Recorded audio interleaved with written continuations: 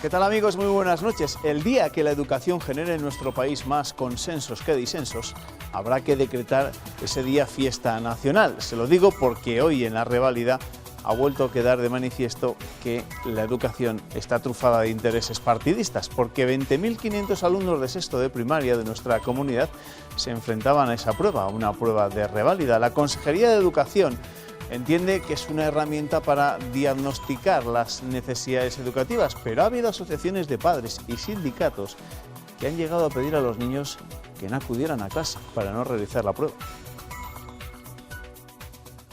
En los corrillos entre los padres hoy no se hablaba de otra cosa. Es el primer día de reválida, una prueba muy polémica sin valor académico. A mí no me parece ni medio justo que en 5 días se lo hagan preparar todo, 2 cursos encima seguidos, y me parece vergonzoso. Si hay que hacerla, pues me parece estupendo. No les veo sobradamente enseñados para que les metan a un examen tan fuerte. Y no hay ningún tipo de consecuencia. Desde luego, muchas dudas todavía entre los padres. En Castilla y León han sido 24 de 20.500 alumnos los que no han acudido a hacer la prueba y no han justificado su ausencia. Él se va a sentir incluso peor que yo no le traiga, que le traiga. Que se tengan que gastar los dineros en este tipo de pruebas sin necesidad, cuando necesitamos profesorado de apoyo, cuando necesitamos que las sustituciones del profesorado, las bajas se cubran en el momento. En este centro de Palencia, los padres de 18 alumnos han firmado un escrito para que sus hijos no hagan la prueba. El no venir hoy día 11, si el niño viniese el día 12, el día 13, habría que hacérselo el primer día lectivo que venga, siempre hasta el 20 de mayo. Desde la Consejería de Educación insisten que están cumpliendo la ley y que es una forma de evaluar las competencias de comunicación lingüística, matemáticas, ciencia y tecnología. Esta es una prueba que es en realidad nos indica un diagnóstico para poder establecer la terapia. A finales del mes de junio, los padres recibirán un informe personalizado. Los alumnos que no hayan realizado la prueba no podrán optar a actividades de refuerzo al no estar diagnosticados. La educación es una de esas asignaturas pendientes en la que los partidos suspenden legislatura tras legislatura. De los partidos hablamos, y más en concreto de la Casa de los Líos en la que se ha convertido el Partido Socialista. Como esto siga así, a Pedro Sánchez la campaña se le va a hacer eterna. Ayer Pablo Iglesias abría una nueva vía de agua en el PSOE al proponer a Sánchez un pacto para ir juntos al Senado, pacto rechazado por el líder socialista, pero acogido con agrado en federaciones tan poderosas como la valenciana. El órdagua Pedro Sánchez continúa. Pese al no del secretario general del PSOE, Chimo Puig sigue apostando por una candidatura al Senado junto a Compromís y Podemos. Esto no es un pulso, es simplemente una posición política que yo quiero que se analice en profundidad y finalmente que se decida. No es un enfrentamiento, asegura, pero Ferraz avisa. Los acuerdos con organizaciones políticas estatales no dependen de los territorios, dependen de lo que diga el Comité Federal. O lo que es lo mismo, sí a Compromís, pero no a Podemos. Yo sigo esperando que Pedro Sánchez lo reconsidere. Yo creo que los números cantan. Yo espero que no sea tan rotunda la negativa, espero que se flexibilicen las posiciones. También el PSOE de Aragón ha estudiado algo parecido, aunque finalmente ha rectificado. Y lo correcto es que los responsables de cada una de las federaciones socialistas nos atengamos a los criterios de Ferraz. En medio de este panorama, Susana Díaz intenta poner paz. No hay rebeliones y estoy convencida que siempre habrá diálogo entre los compañeros. No es la única en el partido. El funcionamiento normal de un partido donde, como ha dicho el propio Chimo Puig, hay una propuesta que se eleva a quien tiene que tomar la decisión. Es decir, el Comité Federal del PSOE, que este sábado volverá a reunirse. Hoy en la actualidad política se hablaba de esos enredos internos del PSOE y de los desacuerdos habituales entre los partidos. La segunda reunión para intentar consensuar la austeridad en la campaña no ha servido para nada. Bueno, sí, para lo de siempre, para que se echaran la culpa los unos a los otros. El ahorro ahora va a depender, por tanto, del criterio de cada uno de esos partidos. Ha habido sonrisas y paseillo ante las cámaras, pero no un acuerdo que reduzca los gastos de campaña. Pero se puede ser austero sin acuerdo. Y eso porque cada partido tomará sus propias medidas. Los populares recortarán en más de 3,5 millones su techo de gasto y rebajarán el porcentaje para envíos. Y el Partido Popular va a ser austero por convicción y por responsabilidad. El PSOE eliminará de la factura 1 millón del mailing y otros 3 del tope de gasto. Reitero, es el compromiso del PSOE de recortar 3 millones de euros, para decirlo en castellano, un 30%. Ciudadanos también se autoimpone límites. Pero vamos a intentar que esa reducción esté en un tramo de un 10 o un 15% menos de lo que nos gastamos. Aunque para Podemos, que pedía una rebaja del techo de gasto del 70%, la clave es otra. No vamos a aumentar el gasto electoral respecto a las elecciones del 20 de diciembre. Y han propuesto un mailing conjunto para todos los partidos que estén dispuestos a ello. En cuanto a la publicidad exterior, el PP, el PSOE y Ciudadanos la dan por eliminada. Es decir, que la rebaja en el gasto electoral para esta campaña del 26J depende de la decisión individual de cada partido. Ese nuevo fracaso de los partidos políticos en el intento de recortar gastos de forma conjunta es el primer asunto por el que le voy a preguntar al secretario general del Grupo Popular en el Congreso y diputado por Salamanca, José Antonio Bermúdez de Castro. ¿Qué tal? Bienvenido, muy buenas noches. Muy buenas noches, muchas gracias. No hay manera de que ustedes se pongan de acuerdo ni siquiera en esto, en recortar gastos para la campaña electoral. Bueno, en nuestro ¿Quién caso, tiene la culpa? Bueno, en nuestro caso no va a haber problemas, porque nosotros ya hemos decidido que vamos a recortar en un 30% nuestro gasto electoral en relación a lo que tuvimos en el año 2011, y además hemos propuesto que no haya publicidad exterior. El problema... Me dice usted, ¿quién tiene la culpa? Pues mire usted, nosotros hemos propuesto eso para todos, pero otros lo que querían es que se redujera el gasto del Partido Popular, pero ellos no. Y eso, lógicamente, es intentar buscar una posición ventajista y con cierta hipocresía, ¿no? Porque, claro, se habla todos los días de reducir gastos, pues reduzcámoslo todos, no solamente el Partido Popular. Nosotros lo vamos a hacer, vamos a ver qué es lo que ¿Recorte hacen los respecto a demás. las de 2011 o las de diciembre? Perdón, respecto a La las diciembre, ¿no? el 20 de diciembre de 2015. Entonces, ¿estas reuniones han servido para algo? Se lo pregunto porque al final la ciudadanía pues se lleva cierta decepción, ¿no?, cuando ve estas cosas. Que se Bueno, yo convoca lo que puedo reuniones, decir, pero que no hay quiero manera poner de en llegar a valor, acuerdos. porque además he sido ponente en algunas reformas, es que ya se han reducido los gastos electorales en los últimos 5 años, y de manera importante. Se redujo en el año 2011, que es a lo que me refería, el techo de gasto en un 15% y se congelaron las subvenciones. En esta última legislatura se han recortado un 40% las subvenciones ordinarias a los partidos políticos. Y ya en las últimas elecciones, cuando se habla de mailing, pues se ha recortado un 20% el coste de la subvención por mailing, de 0,22 a 0,18. Y estamos dispuestos a rebajarlo más. Es verdad que no se ha podido lograr un acuerdo entre todos, pero todo el mundo se va a retratar, porque nosotros vamos a mantener esa decisión de reducir esos gastos electorales en la campaña del Partido Popular, porque yo creo que es mucho más importante que los carteles, el contenido y el proyecto para España. Ya sabe que una manera de recortar gastos en las campañas electorales es participando en debates que ofrecen muchas cadenas de televisión y que son gratis. ¿Va a haber debates por parte del Partido Popular? Seguro que va a haber debates, pero también hay que ver cuántos debates, con qué formato y en qué medios. Usted mismo lo está diciendo, todos los grupos de comunicación quieren debates, pero todo el mundo quiere tener debates, pues digamos, con las personas de primera línea. Nosotros estamos debatiendo continuamente, pero tendremos que ponernos también de acuerdo en qué tipo de debates, si estamos hablando de debate a 2, debate a 4, cuántos debates y con qué formato y con qué contenido. Porque no olvidemos que hay ya pues algunas instrucciones de la Junta Electoral Central para evitar que aquellos que queden excluidos al final pues no puedan estar en esos debates y que no puedan concurrir a la formación de la voluntad popular, que de eso consiste unas elecciones. Pero Mariano Rajoy parece que no le gustan mucho los debates, lo dejó bastante claro la semana pasada en la cadena SER. Yo estoy convencido de que Mariano Rajoy participará en los debates, pero hay que... las elecciones hay que ajustarlas y desarrollarlas en las reglas del juego, como cualquier partido. Y por tanto lo que hay que hacer es definir esas reglas del juego mediante acuerdo, precisamente para que nadie parte ni con ventaja ni en situación de desventaja. Le quiero preguntar por la situación política actual, después abordaremos de nuevo temas que tienen que ver con el Partido Popular, pero no nos podemos abstraer de lo que está ocurriendo durante estos días. Lo más reciente es la propuesta de Pablo Iglesias a Pedro Sánchez para que vayan de la mano en unas candidaturas conjuntas al Senado, de cara sobre todo a quitarles a ustedes la mayoría absoluta en la Cámara Alta. ¿Esto le ha metido en un nuevo lío al Partido Socialista? Pues puede ser, pero yo creo que, en fin, tuve ocasión de hablarlo por gentileza de que me invitaron hace un mes de lo que estaba ocurriendo en España. Al final, pues era la historia de un fracaso anunciado.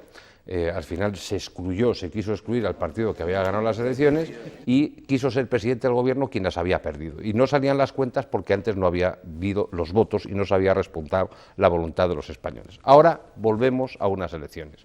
Y alguien está intentando, pues cambiar mediante coaliciones un poco lo que pudiera ser el futuro resultado. Y es legítimo. Y ha habido una coalición pues que es muy lógica. Yo se lo decía, es decir, Podemos ha dado su verdadera cara en estos 4 meses. Cuando se hablaba antes de transversalidad, pues bueno, ahora lo que ha hecho es un discurso muy claro, nítido, de confrontación, rupturista, de corte bolivariano radical, en fin, y se ha unido pues con los comunistas, con los más radicales, y le ha ofrecido al PSOE un acuerdo en las candidaturas al Senado que el señor Sánchez ha rechazado. Ya se produjo en el año 2000. Recuerdo que hubo en aquel momento un acuerdo entre Almunia y el señor Frutos de unas candidaturas conjuntas al Senado y constituyó un sonoro fracaso. Nosotros no le tememos a esa situación. ¿Cómo puede trastocar ese pacto entre Podemos e Izquierda Unida el actual panorama político? Y también hay quien piensa que desde el Partido Popular igual se buscaba este escenario, ¿no? Un enfrentamiento entre Mariano Rajoy, por así decirlo, y Pablo Iglesias. Nosotros no nos enfrentamos con nadie, nosotros vamos en una campaña en positivo. Son otros los que dicen que hay que echar al Partido Popular, que es quien ha conseguido sacar a España de la crisis. Nosotros vamos siempre en una campaña en positivo, para mejorar España. Los 5 ejes seguirán siendo consolidar la recuperación y el empleo, porque claro, aquí se habla mucho de crecimiento económico, pero sin crecimiento económico no hay ni igualdad ni solidaridad porque no hay posibilidad de reparto.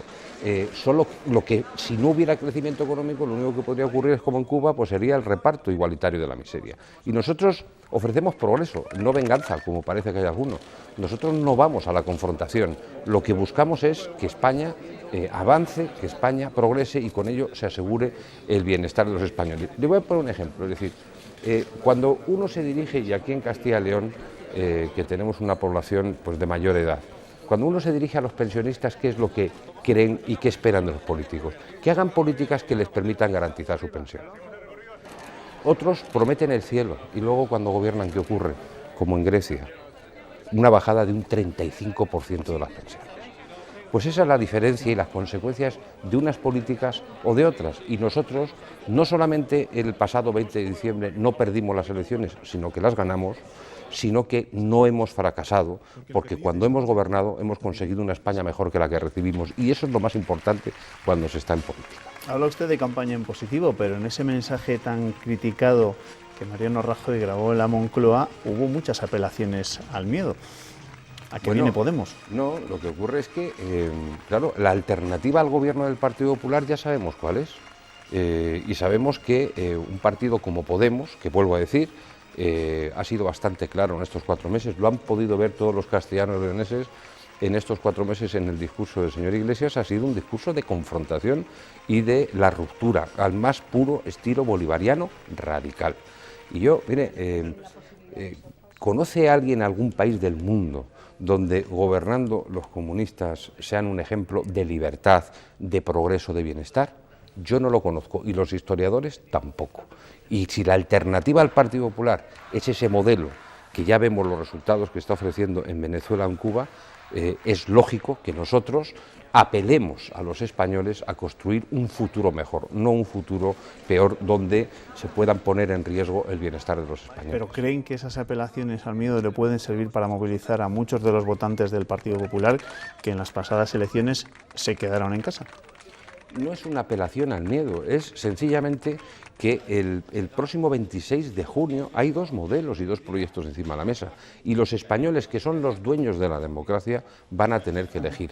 Y lo que decimos es que si no hay un gobierno del Partido Popular, la alternativa es una alternativa que puede frenar lo que yo creo que es más importante, que es consolidar la recuperación, el empleo y con ello el bienestar de los españoles. Mire, aquí se han dicho muchas cosas, pero después de una crisis tan dura e intensa como la que hemos vivido, que hemos estado pues, en barrena desde el año 2009 hasta el año 2013, hemos conseguido volver a crear empleo y volver a crecer.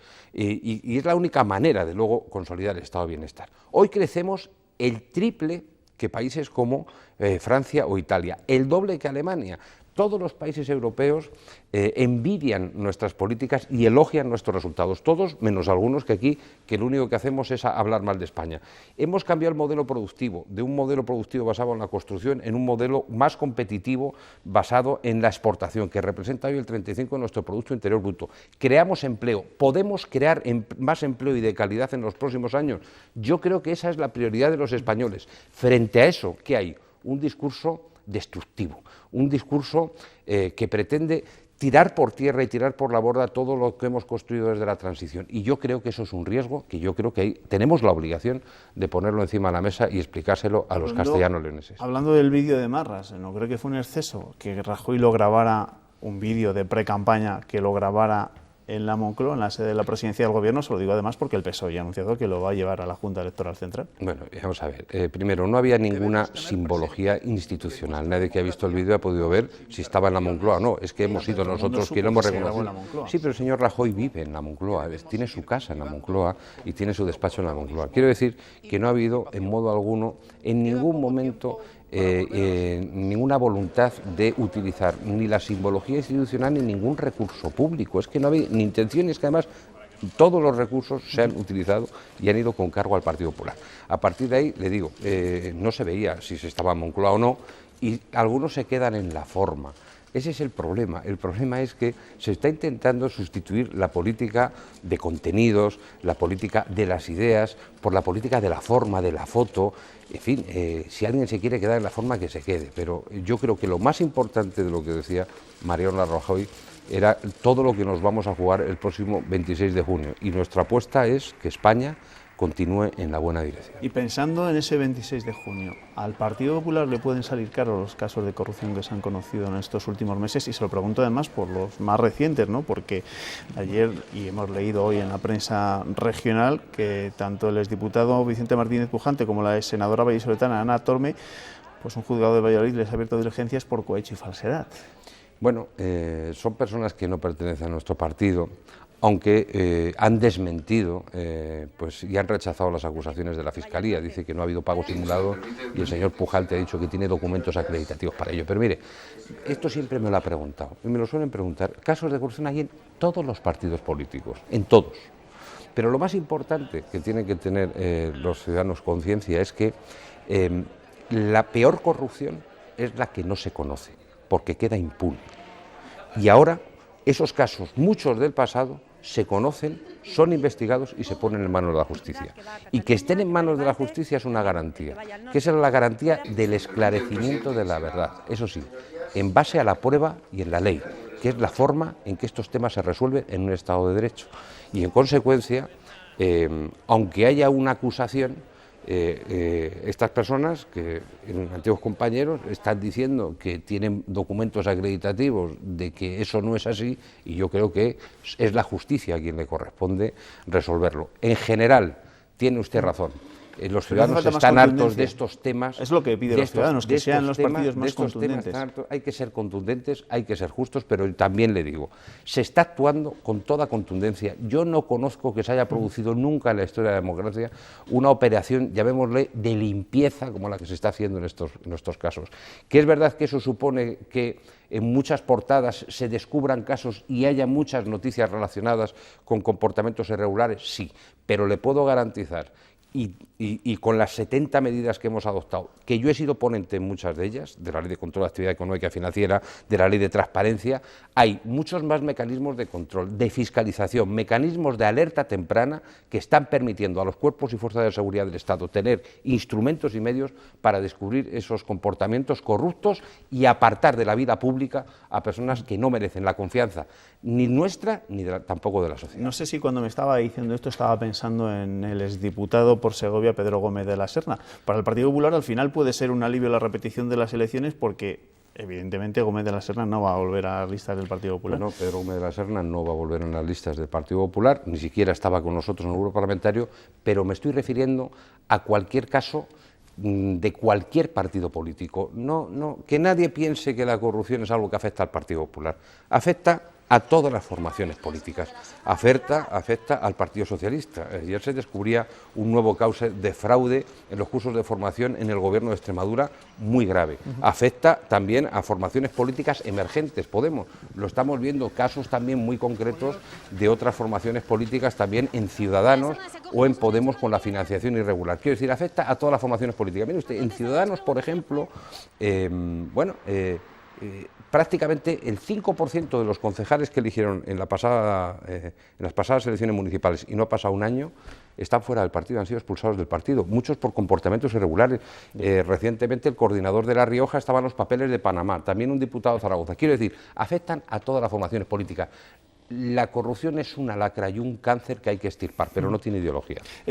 La semana que viene, por cierto, es cuando se van a conocer las listas del Partido Popular, ¿verdad? Sí. Evidentemente, por lo que respecta a Castilla y León, los únicos cambios, el de Gómez de la Serna y el de Manuel Cobo en León. Manuel Cobo en León, que salió elegido, pero que renunció por motivos personales. En principio, no hay más cambios, en principio. Bueno, en principio, la Dirección Nacional, por boca del presidente nacional, Mariano Rajoy, considera que debe haber una línea de continuidad, porque de alguna manera las elecciones del 26 de junio representan una segunda oportunidad para que los españoles den su opinión de todo lo que han visto y de lo que ha ocurrido en estos 4 meses.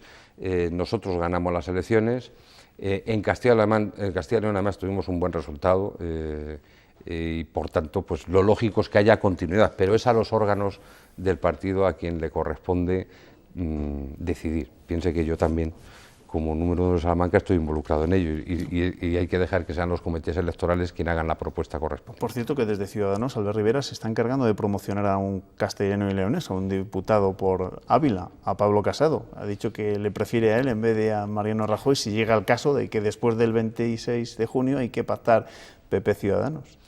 Bueno, si el señor Rivera quiere elegir el candidato del Partido Popular, que se vuelva a afiliar al Partido Popular. No olvide que el señor Rivera estuvo afiliado al Partido Popular, aunque ahora parece que se inclina demasiado hacia la izquierda, porque aunque a mucha gente le ha sorprendido el grado de hostilidad que tiene el señor Rivera con el Partido Popular y el grado de proximidad con el Partido Socialista, al punto que no solamente ha apoyado a un presidente de gobierno de izquierda, sino un programa consistente en derogar las reformas que han sacado a España de la crisis. Y eso es más sorprendente y le va a resultar difícil explicarlo a los castellanos leoneses en esta campaña. Gracias, José Antonio Bermúdez de Castro. Pues muy amable, secretario general del Grupo Popular en el Congreso. Volveremos a hablar, sin lugar a dudas, de aquí al 26 de junio. Muchísimas gracias, muy buenas noches. Gracias, buenas noches. Nosotros seguiremos hablando, será la vuelta de la publicidad, con nuestros tertulianos de lo que ha dado de sí el día.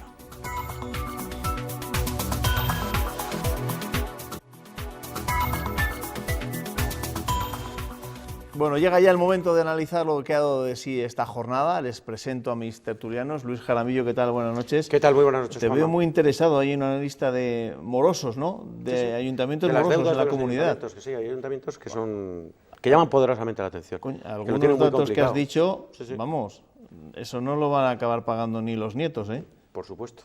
En fin, Raúl Briongos, ¿qué tal estás? Muy buenas noches, perfectamente. Bienvenido. Bueno, y antes de comenzar a debatir, a analizar lo que ha dado de sí el día en nuestra tertulia, viene Ernesto Escapa y nos cuentan los titulares de la prensa regional. Ernesto, ¿qué tal? Buenas noches. Buenas noches. ¿Con qué empiezas? Pues mira, empezamos con una buena noticia que tiene que ver con la pujanza del sector de la automoción. El Diario de Burgos abre su primera con este titular: la automoción genera 4 de cada 10 ofertas de empleo estable en Burgos.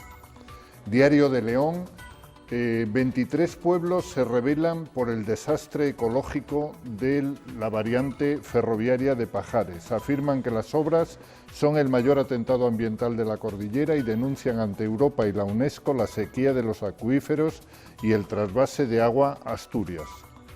El Día de Valladolid, la exsenadora Ana Torme denunció a Martínez Pujalte el 15 de junio de 2015 y le acusa de haberla engañado. Diario de Burgos, Herrera pide comparecer cuanto antes ante la comisión del Hospital Universitario de Burgos. El norte de Castilla, nuevo fracaso de los partidos políticos en el intento de reducir el gasto electoral. Diario ABC, normalidad en una reválida confusa. Diario palentino, la Cámara apuesta por ayudar a la juventud en la búsqueda de empleo, la Cámara de Comercio de Palencia. Y el diario La Razón también abre con este mismo asunto.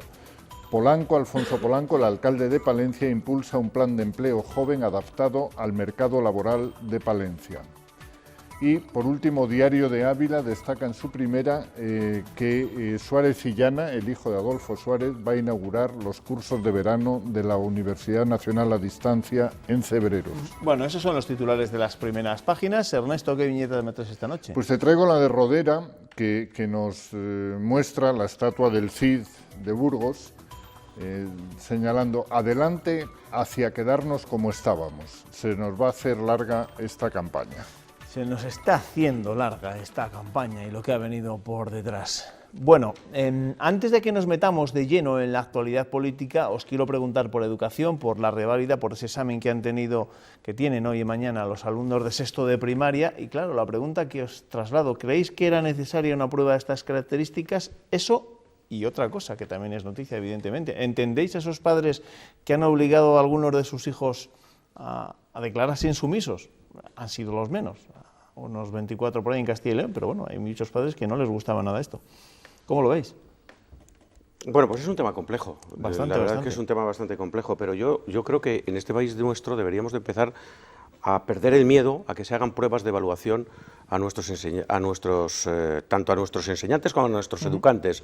Iba a decir, porque a fin de cuentas, yo creo que en enseñanza cada vez más lo que tenemos que pedir es la excelencia y es la posibilidad de que de alguna manera nuestros alumnos sean lo mejor y tengan los mejores conocimientos. Y yo creo que este tipo de exámenes o este tipo de evaluaciones pueden ser incluso una forma de ir metiendo a los alumnos en un sistema que tendrá que irse realizando poco a poco. No entiendo la actitud de los padres, sinceramente, que establecen un cierto nivel de insumisión a una legislación que existe en este momento porque consideran que en un momento determinado algo que se establece en la legislación no es lo adecuado. Si hiciéramos todos esos en cualquier momento, la verdad es que la situación de desobediencia civil sería realmente insoportable.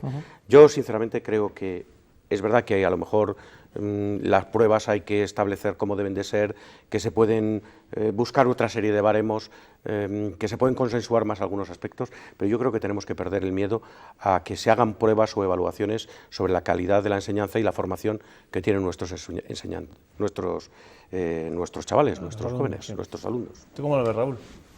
Pues yo creo que son muy jóvenes todavía. ¿Para hacerles ese tipo de pruebas? Y sobre todo porque alimentan demasiado la competitividad. En el fondo no es eso lo que se pretende, ¿no? Pero al final una prueba de ese tipo lo que hace es provocar una tensión en unos jóvenes que no hay necesidad, ¿no?, de hacerlo. Sobre todo cuando paradójicamente lo que se está haciendo es eliminar la prueba de selectividad y hacer una reválida a unos niños que todavía están muy inmaduros. Es decir, yo creo que no es... Si el objetivo fuera evaluar el grado de conocimiento sin más... Eso es lo que ha dicho el Nosotros hemos preguntado Fernando Roy, ¿no?, que es un diagnóstico. Sí, claro. Entonces no vamos a... No tenemos que envolver esa prueba, ¿no?, con esa parafernalia de una reválida y tal. O sea, es decir, simplemente es un examen para ver cómo están los exámenes. O una cosa o la otra, no envolver todo con una parafernalia, llamarle reválida, o sea, ¿no? Es decir, es una prueba de conocimientos. Muy bien, pues que sin ningún valor de cara a la evaluación y sin nada. Pues muy bien, entonces es una pampirolada, que tampoco vamos a darle más importancia, ¿no? Ernesto, tú has tenido que pasar alguna reválida, ¿no? Sí, claro.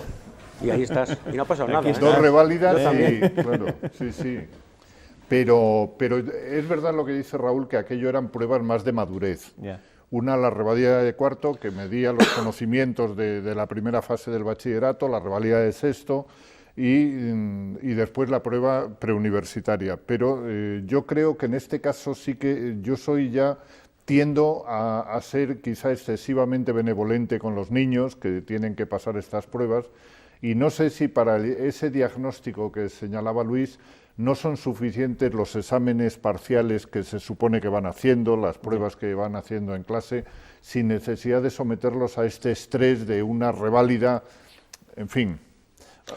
Nosotros hemos preguntado a chavales aleatoriamente y no nos hemos encontrado estrés de ningún tipo. Ha habido chavales que nos han dicho, pues os han preguntado lo que hemos hecho últimamente en las clases. Alguno ha dicho, yo les he escuchado a algunos decir, pues sí, ha habido alguna cosa que todavía no hemos llegado, que hemos visto que está en el programa, pero lo han asumido desde una normalidad mucho mayor que la que hemos hecho medios de comunicación, padres y quienes han alimentado fundamentalmente, sobre todo con eso, que ahí estoy totalmente de acuerdo, con esa parafernalia o esa postura de llamarla de una u otra forma, ¿no? En cualquier caso, parece que poco futuro le va a quedar a esta reválida porque la LOMCE parece que no tiene demasiado recorrido. Ya no le gusta ni al actual ministro de Educación, ¿no?, al que sustituyó a José Ignacio Ver, y al resto de partidos de la oposición, vamos, no quieren saber absolutamente nada de ella. Ese es el drama en nuestro país, ¿no? Que al final el auténtico drama es que las leyes no duran nada. No se ha conseguido un pacto por la educación.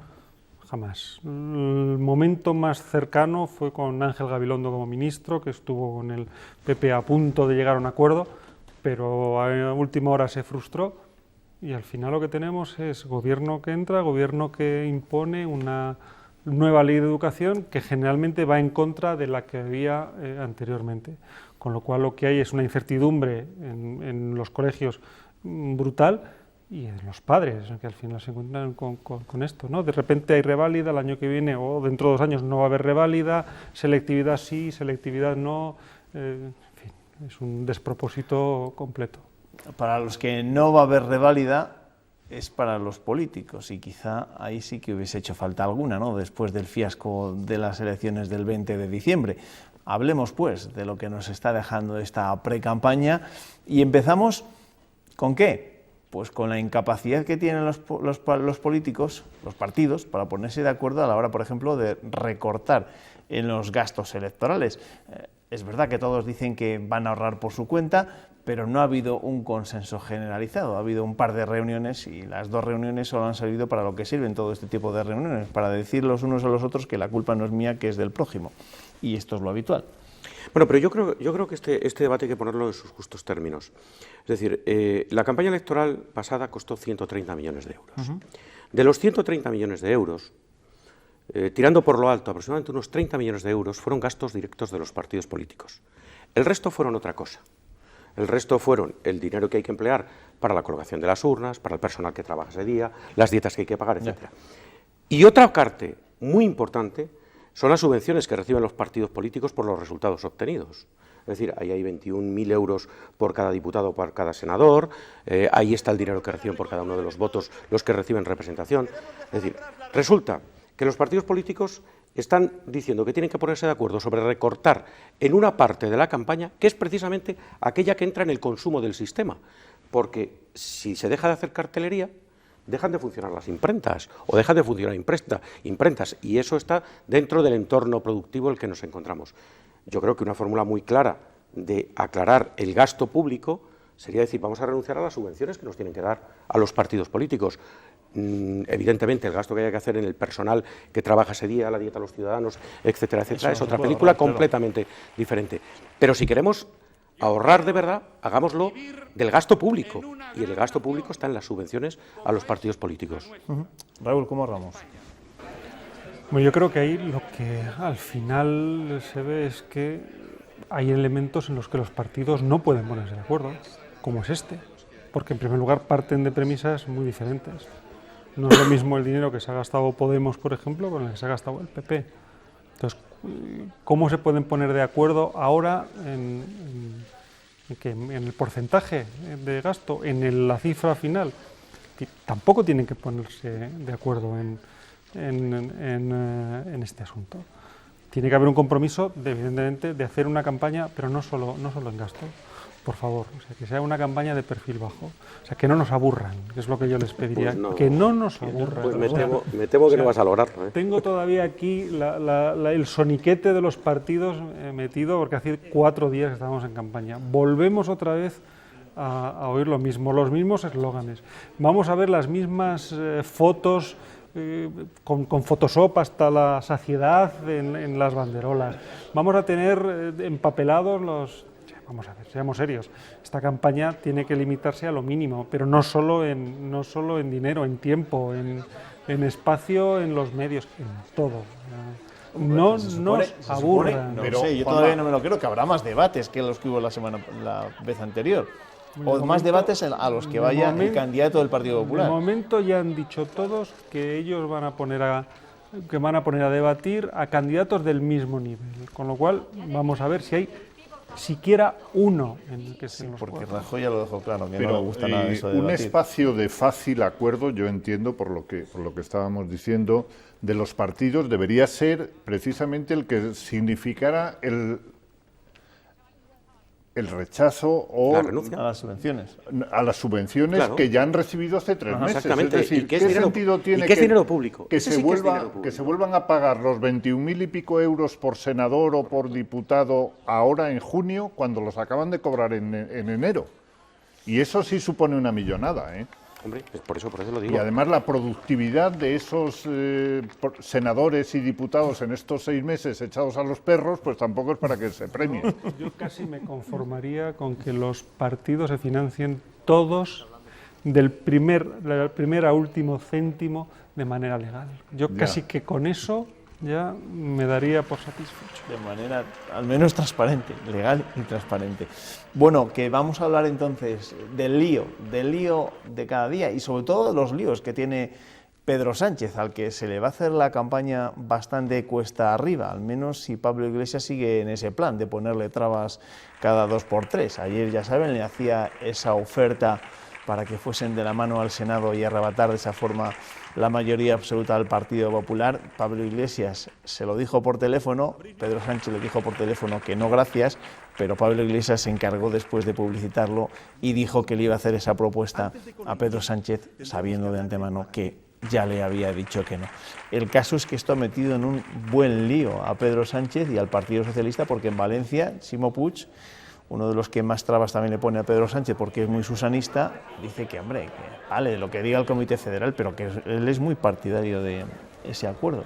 No solamente eso, dice que va a seguir hablando con el comité, para intentar que, si no se hace en el conjunto de España, afecte al acuerdo que tiene en la Comunidad Valenciana y se haga en Valencia. Vamos, la verdad crecen los enanos a Pedro Sánchez. Sí, no, yo creo que este sí que es un camino de chinas, ¿no? El camino, porque a Pedro Sánchez le quedan, si no me equivoco, 2 días para ser proclamado candidato a la presidencia del Gobierno por parte del Partido Socialista. Y ahí estamos viendo que hay un perro de presa que se llama Pablo Iglesias, que está a la que salta para sembrar la discordia y además encuentra eco dentro de la propia organización. Con lo cual parece claro que está dispuesto a intentar darle un muerdo y hacerse un poco el protagonista absoluto de la izquierda o del sector de la izquierda, y de intentar llevar el ascua a su sardina en la toma de la iniciativa de cara a estas elecciones. Es parte de lo que tú pedías que se acabara, que es esa campaña que se prolonga ad eternum.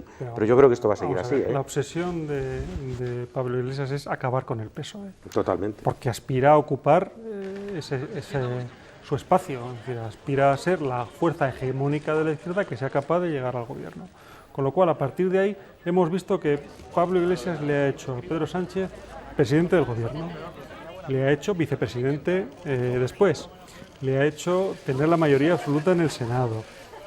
Son todo, es una ñagaza que le va soltando y que, al parecer, Pedro Sánchez, pero sobre todo mucha gente de su entorno, entra permanentemente, con lo cual, al final ahí lo único que se puede producir, si al final se produce ese sorpaso del que tanto están alardeando desde Podemos, es que Rajoy sea de nuevo presidente. No, pero además se pone de manifiesto una obviedad. Claro, si la segunda fuerza es Podemos, el PSOE no tiene otro camino que permitir que Mariano Rajoy sea presidente. Porque no puede apoyar a aquel que aspira a devorarle.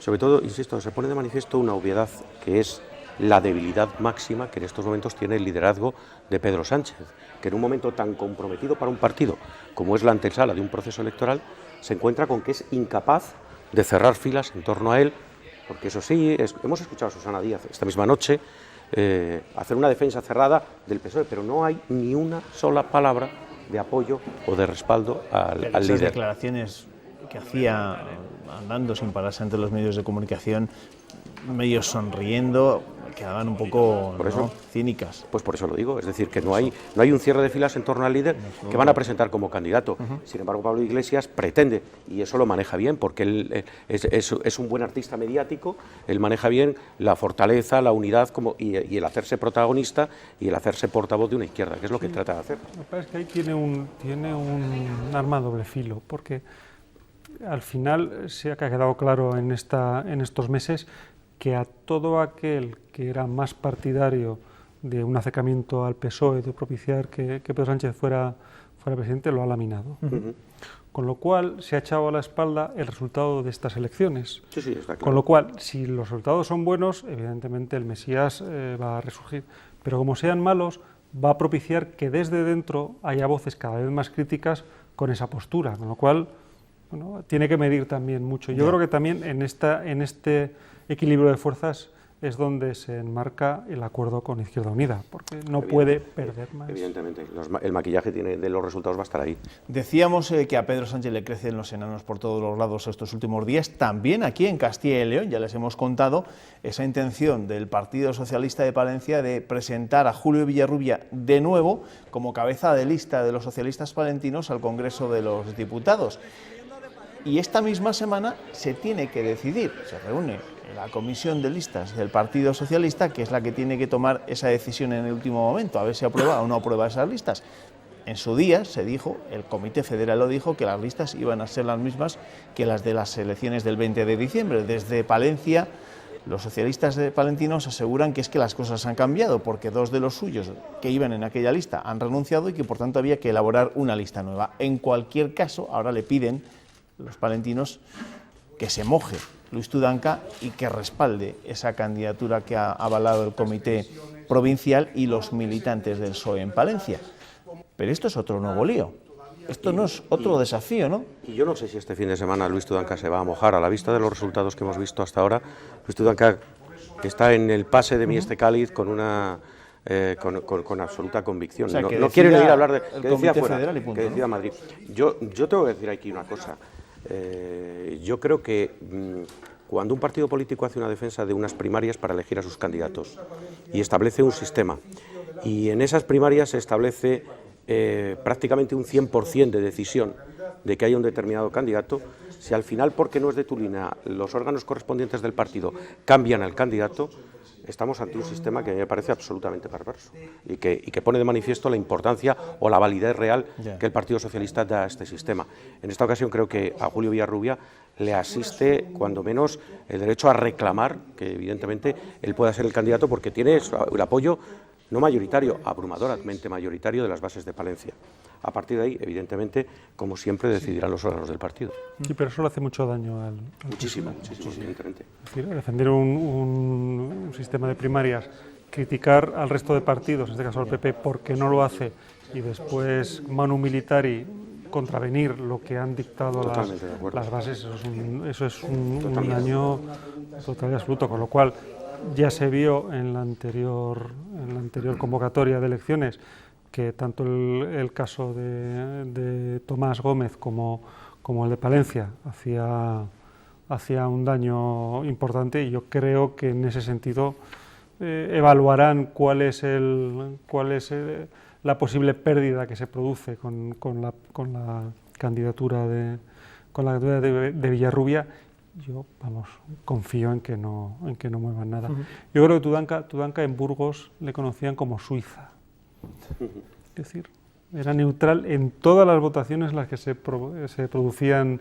Pero aquí con ya lo cual, están diciendo yo desde Palencia creo que no puede ser neutral. Si un secretario general del partido, no se pronuncia sobre un asunto de estas características y de esta trascendencia, como bien dice Raúl, en la imagen del partido, no sé en qué se va a pronunciar. Pero Miriam Andrés insistía que previa a la decisión de la Comisión Nacional de Listas tiene que haber un informe del secretario general, del secretario autonómico del PSOE.